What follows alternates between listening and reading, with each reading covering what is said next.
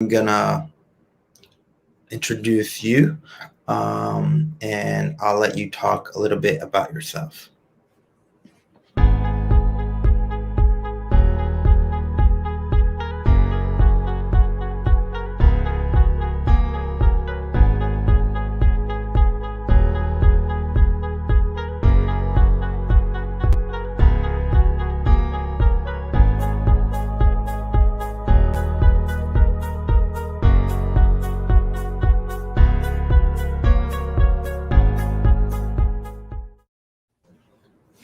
Hi, everybody. My name is Pedro Crespo. I am the operations manager here at GSD Solutions. And I'm happy to be here today with Natalie Simmons from Zog Culture. Thank you for being here, Natalie. How are you? Thank you. I'm doing very well. Happy to be here too. How are you? I'm doing really well. Sunny San Francisco today.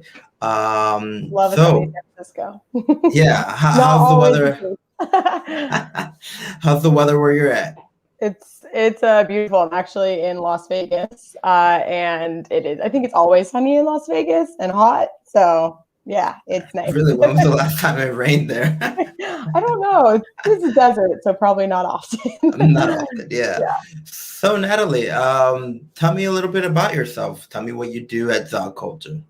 Sure. So I am senior manager of accounts and operations at Zog Culture, which is all to say that I oversee our accounts team who works closely with our clients, as well as our operations team who develops all of our product and works with our staff and creates all the fun things that we offer for companies to be able to do with their employees.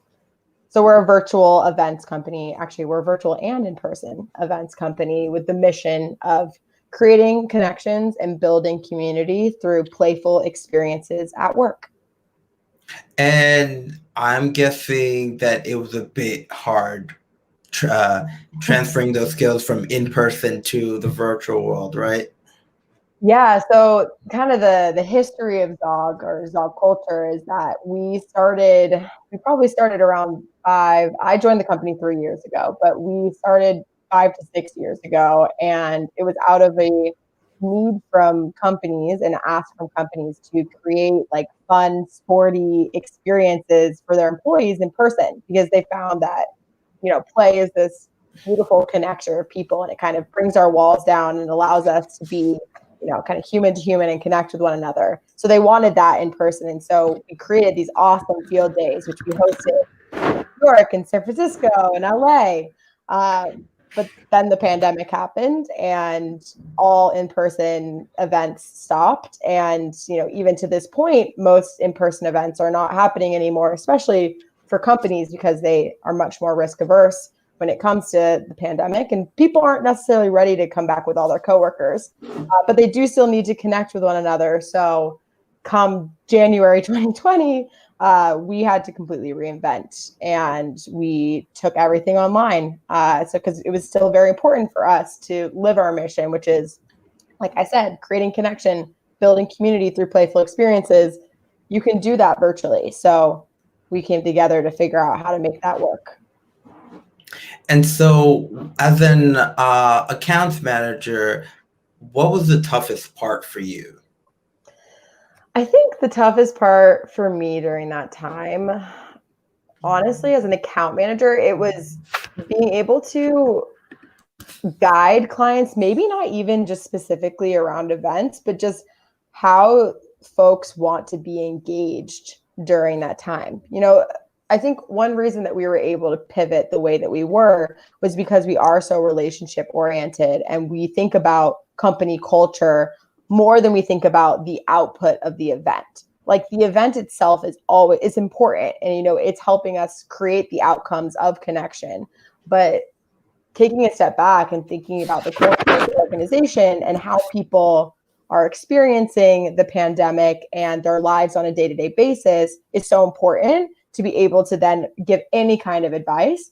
So I think taking that step back as an account manager and thinking like, what would I want to hear as an employee? Like if I was in their shoes, as well as like if I'm the client and I'm the company and I'm leading my people, like what am I going through? Like, so many of the people we work with, we're now saddled with all of these new responsibilities, whether it be closing down an office or like having to be a new virtual events host and create trivia games. Like, people that were our clients were having to work 3 times the jobs they were working before.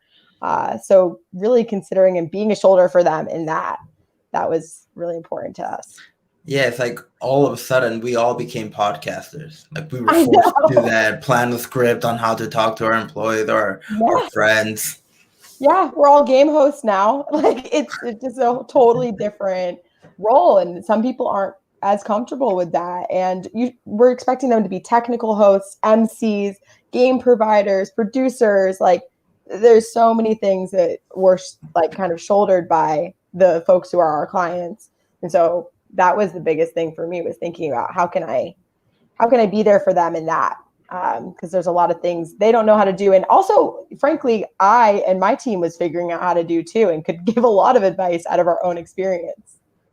Yeah, so I think one of the hardest things for us as a virtual events production company was really learning how to manage both our team and the team across the screen, and their expectations on how, like, do we do technical fixes if something goes wrong? Do you keep going or do you stop and fix it?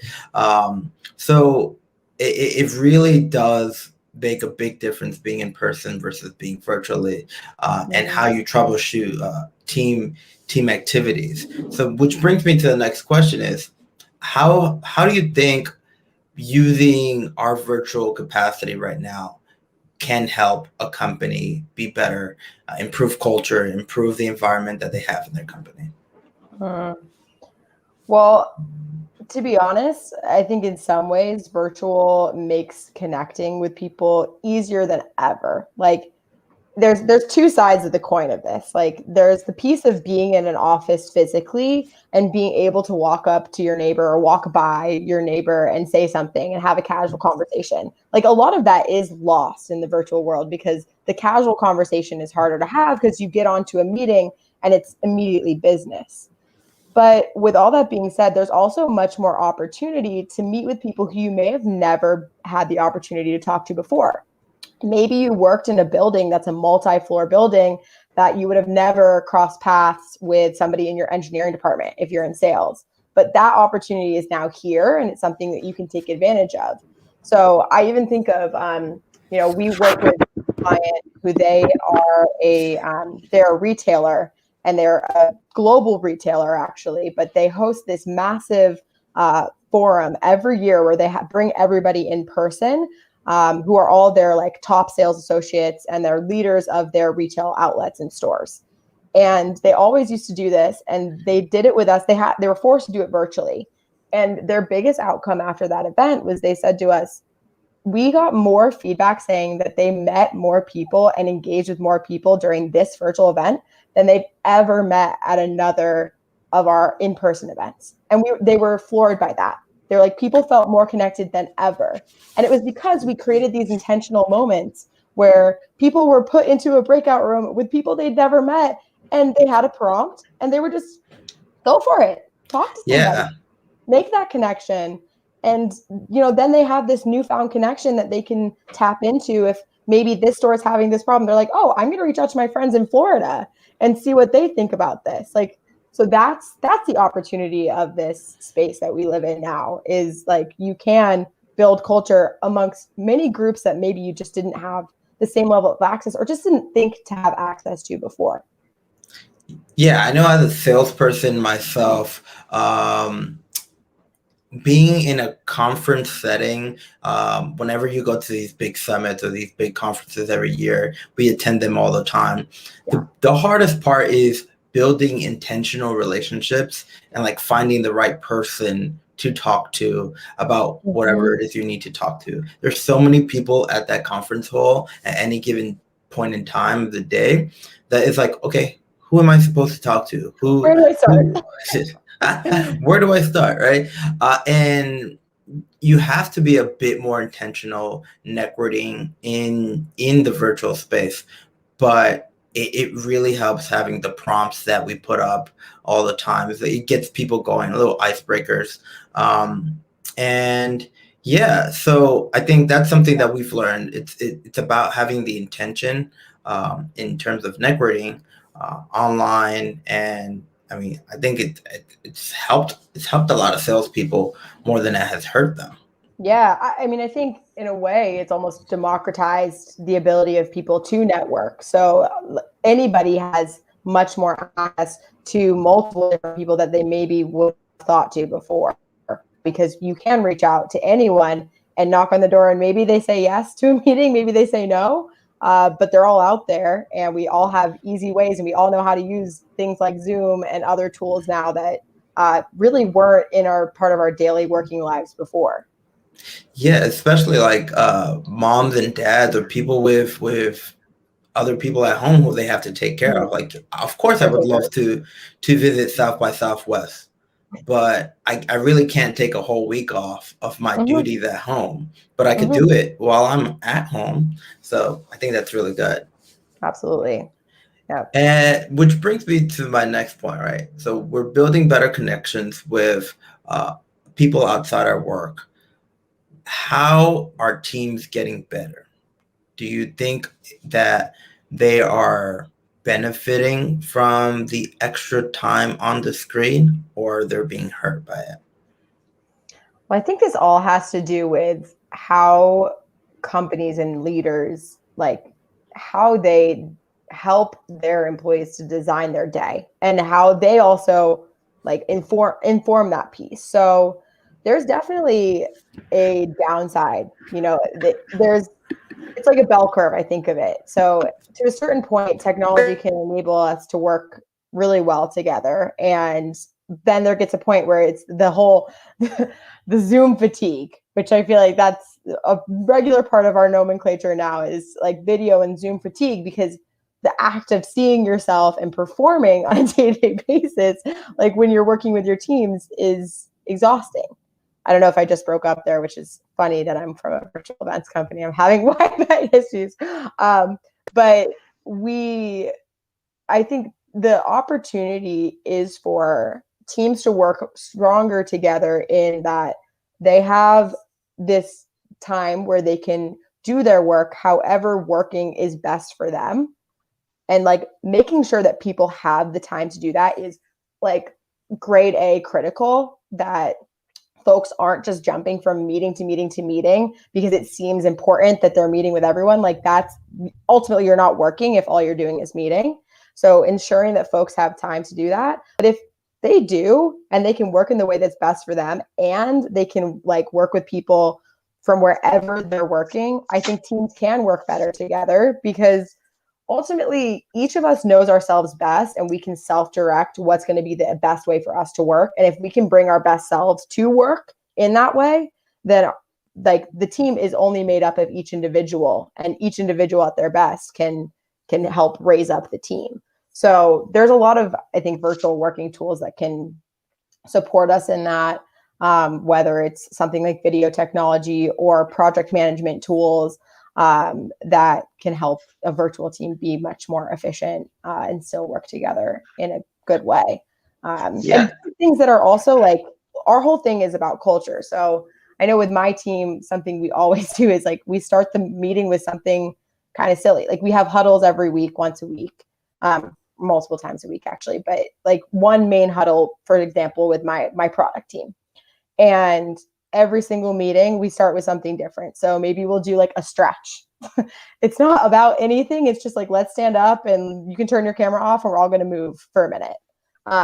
Or maybe we start with, like, we call it a connection question. It's our big thing. We're going to start with a connection question. For example, like, what's one thing that made you smile today? And the thing that made you smile could be your cup of coffee. It could be an interaction with a client that was really positive. It could be that you solved this problem that you've been thinking about for weeks. It could be that, you took a walk and you haven't taken a walk for a while. Like, it could be anything. So having those intentional moments, I think, as a leader too, of like setting the tone, like we can have casual conversation too, and then we'll work. I think that's really important. Yeah, definitely. I had an interview yesterday, and the person who I was having an interview with told me she is typically really shy, and in group settings, she tends to listen more than Mhm. she speaks up. And what working virtually has allowed her to do with her team is really, like, we have the ability to raise our hands. We can speak up at a given certain time. She has worked better now with her group than she had ever before, because she knows when it's the right time to step in. She knows that it's okay for her to raise her hand instead of speak up, because it's expected that we raise our hands, and ask our questions or provide our feedback. So for her, in a situation where she's in person, it's a bit more awkward to be in a group setting. Whereas virtually, she's been able to thrive and gotten promoted, because of her ability to thrive in the virtual setting. So I really think it has helped some people.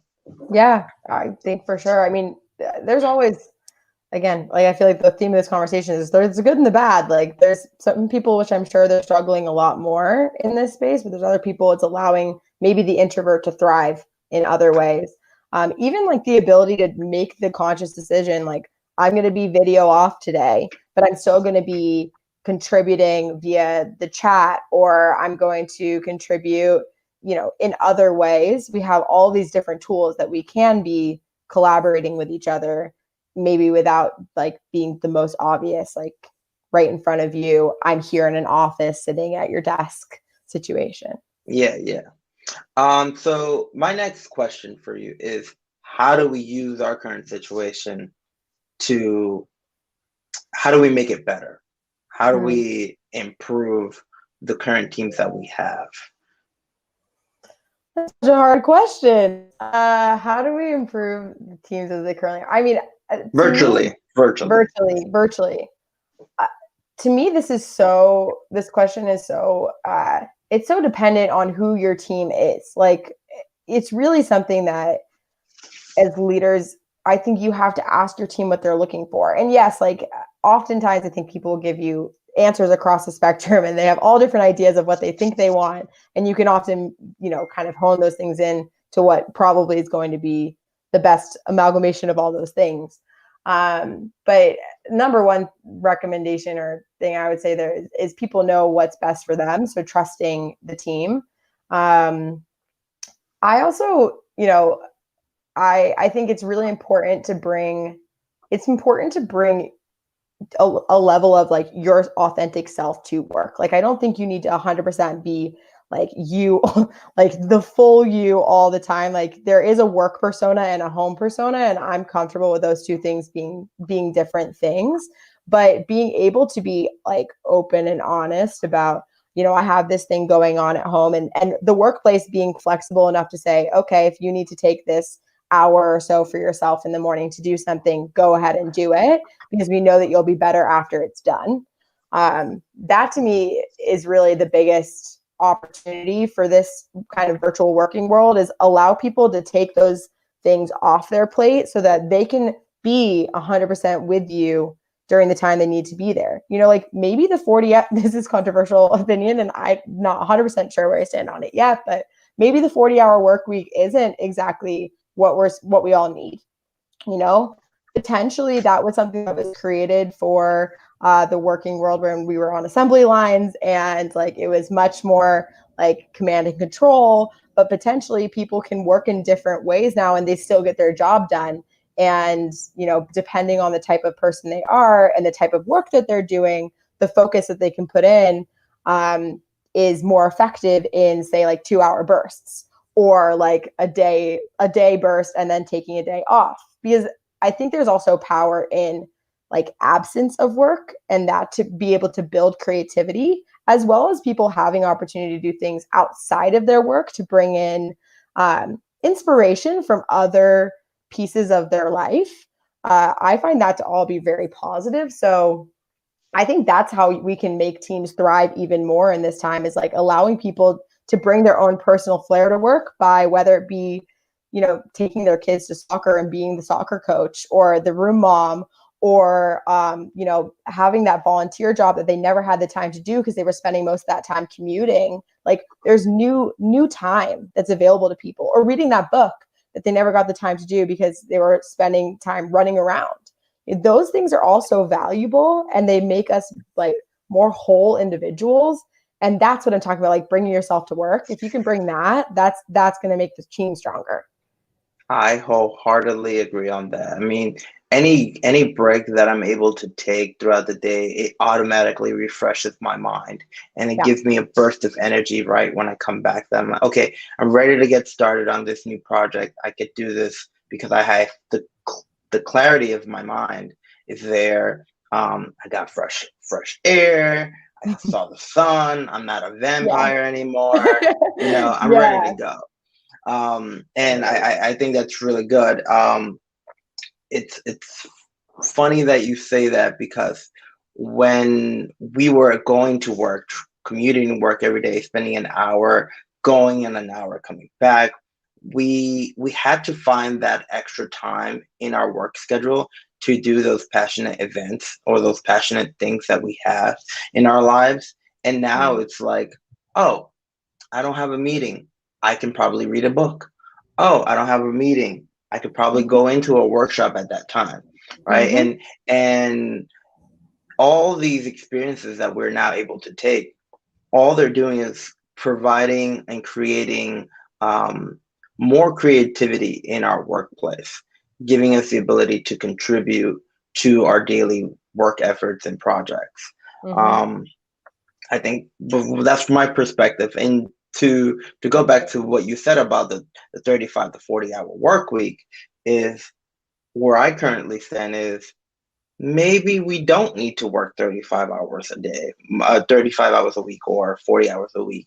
Maybe it's better that you work, get the project done, clear your mind, and get on to the next project. Like a lot of Mhm. the times, most employees aren't even working the entire 35, 40 hours a week. They're doing water cooler talks, they're, twiddling their fingers and just waiting for another email to come in to their inbox, and then get on that job. But where they can be creating something, they could be thinking about a passion project, or thinking about a new idea for the business. I think that Yeah, this really helps.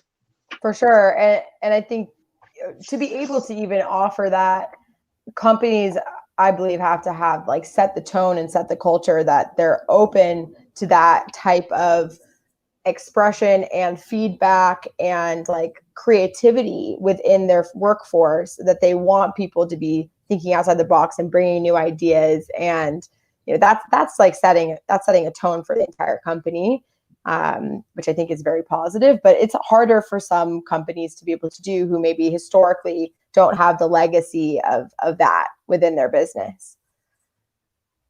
Definitely, definitely. So, uh, going back to talking about passions, what have you been doing that's passion based, or what have you done in your free time now that we're Yeah. virtual? Yeah, now that I'm virtual, I feel it's been such a gift for me as like for individual growth. During this time I've been able to spend more time with my family first and foremost. Like that's been such a gift. I've also been able to like finally volunteer, like for the first time in a long time. I've been able to volunteer for an organization that I really care about in the DC area, where I'm a crisis support advocate, which is really important to me. And then I also have been able to, I started a podcast with my mom. And so my mom and I talk about all different, we have a podcast called Mothers and Daughters Unfiltered. And we talk about different issues that affect women from an intergenerational lens. So I take it from my millennial lens. She takes it from her baby boomer lens. And we talk to all different interesting women about their life experiences, and yeah, different issues affecting women. So that's been a lot of fun for me too, because I love, I'm in client services. That's kind of how I started. And I love talking to people and learning about them and learning what makes them tick. And so it's really fun for me to be able to share that with her, because I think I learned that talking from her. So it's fun. So what have you learned in the creation of this podcast from your mom about how this is affecting other generations, or particularly her Mm. generation? Yeah, that's such a good question. We actually had a whole series of podcasts in the beginning of the pandemic, which we called our like COVID-19 series, where we were interviewing different women of all different scenarios. So we like college women, women who maybe like were abroad and had to come home, teenagers, like so Gen Zers who were being affected by this, and then also like mothers and daughters. So for example, like there's a lot of younger people, millennials, who had to move home or decided to move home because maybe they were furloughed from their jobs, or they lost their jobs, so they move back with their parents. And yeah, that affects the millennial, but that also affects their parents. That actually happened to me at the beginning of the pandemic. I kept my work with Zog throughout, but we had a time when it was really like panic mode. The company, there's two sides of the companies. There's the sports side of the business, which is there are social sporting leagues, Zog Sports, and then there's the culture side of the business, which Zog Culture. We basically used to do were these in-person events, and so it was panic mode. What are we going to do? And so they did the smart business decision, and they furloughed most of the workforce because they knew there was no work coming up in the next couple of months. So I had to move home with my parents. Oh, Uh, man. yeah, and it was also, my younger brother was just graduating college. There was lots of reasons for me to go back, but uh that's affected how they live their day-to-day lives, and like their generation, they had a lot of friends who had that situation where their kids are moving back, and they were like, my kids are fully grown and have flown the nest, and now we have them back here with us all the time. And like Oh at my first God, it's get like out of my space. fun, so fun, like movie night, game night, but then it's like, wait, no, we're like four grown adults all living in one space. Like, this is insane. um but I think, as the time has gone on, that was really the beginning, and we're all now settled in our own spaces. I think with her generation, the hardest thing has been like, comfort, like going out into the world and like being able to regain like social ties in person, and also like having to figure out the technology hurdle with all of this.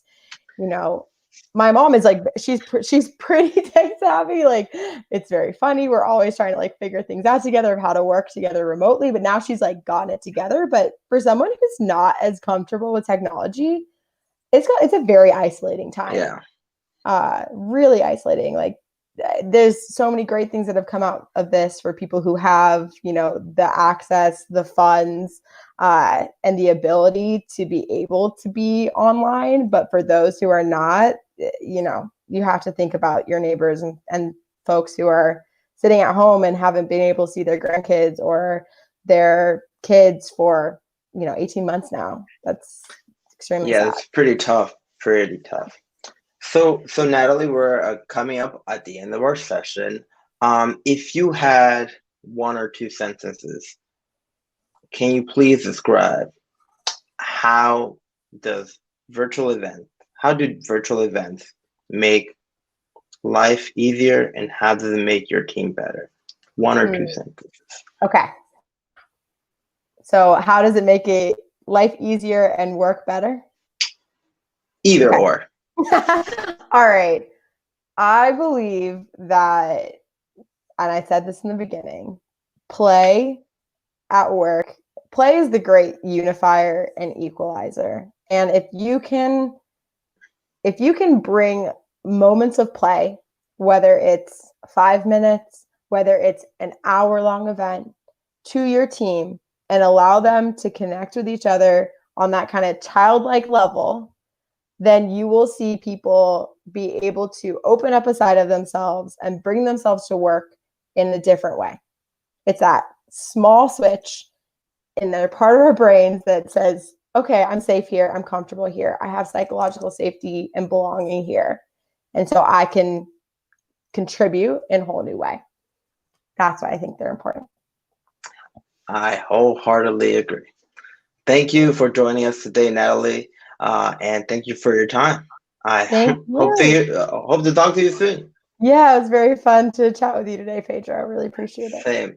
Have a good one. Awesome. You as well. Thank you.